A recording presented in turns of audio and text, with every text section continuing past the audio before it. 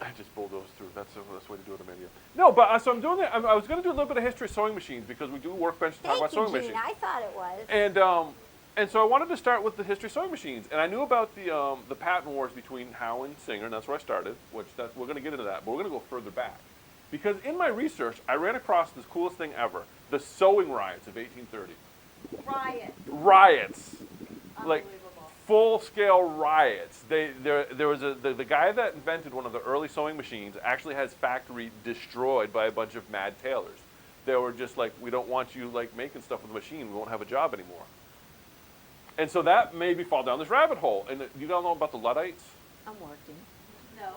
The Luddites? Is that like Amish people? No, it's like the people like back in the day that were. Removes the blue solubles.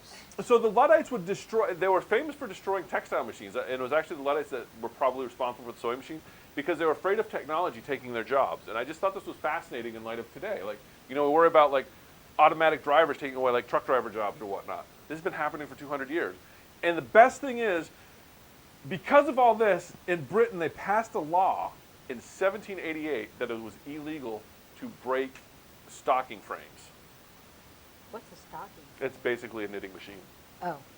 It was so bad that they like made a law specifically stating that if you break a stocking frame, they were actually going to make it a capital offense, but they were like, that might be a little too much. That's pretty cool. It's fascinating history. Was this America? No, this was in England.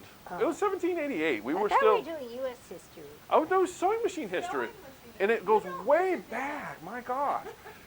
We're going to get into American history of sewing machines next week, but I thought it was interesting that water-soluble blue pen. what is now a hobby Just of sewing, from a historical standpoint, was really kind of a lifeblood industry for a lot of people, to the point where sewing machines were threatening a way of life. I did know that. And it's very interesting if you look at the history of textiles and sewing and that sort of thing. It was very fascinating, and I just thought I would share that today on the workbench. The sewing riots of 1830. Thornier, I think, was the guy's name. He was actually had what was his name? Thornier. He was something 38 probably because he's French, and he went to hang out at the bar at Les Tits Now. But he died penniless because they broke his factory, and then he just like that was the end of it. Anyway.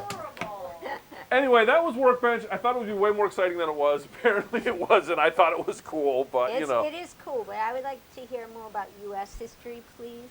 We're going to get there.